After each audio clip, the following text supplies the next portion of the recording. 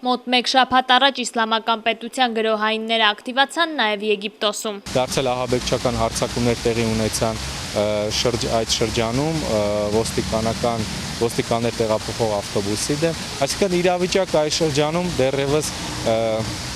անկայուն է։ Իսլամական պետության գրոհայինները հիմնականում իրենց գործողություններն իրականացնում են երկրի հյուսիսային մասում Սինայում, սա հատուկ նպատակով է։ Տվյալ շրջանը սահմանակից է մի կողմից Գազայի հատվածին եւ նաեւ Իսրայելին, որը նաեւ իսլամականները օգտագործում են մերթընդմեր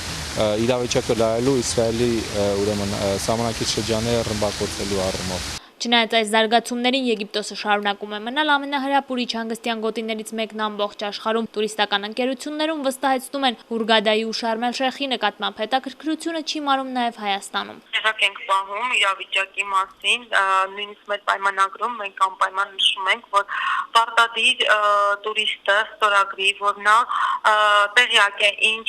քաղաքական իրավիճակ է այնտեղ։ Արտաքին գործերի նախարարությունը մի քանի օր առաջ արդեն հայտարարություն է տարածել հորդորելով Եգիպտոսում գտնվող Հայաստանի Հանրապետության քաղաքացիներին չլքել իրենց հանգստի համար նախատեսված գոտիները անվտանգության նկատառումներով, սակայն հարկ է նշել, որ հանգստյան գոտիները բավական հեռու են ռազմական թատերաբեմից։ Եգիպտական իշխանությունները բազմիցս մշտապես իրենց ուշադրության կենտրոնում են պահել ուրեմն տուրիստական հիմնական գոտիները։ Ինչու՞, քանի որ այս բնագավառը համարվում է Եգիպտոսի անկում ապրած տնտեսության կարևորագույն ճյուղերից մեկը։ Իդեպ տարեկան Եգիպտոս է այցելում մինչև 10 միլիոն զբոսաշրջիկ, հայ զբոսաշրջիկների թիվը մի քանի տասնյակ հազարը չի անցնում։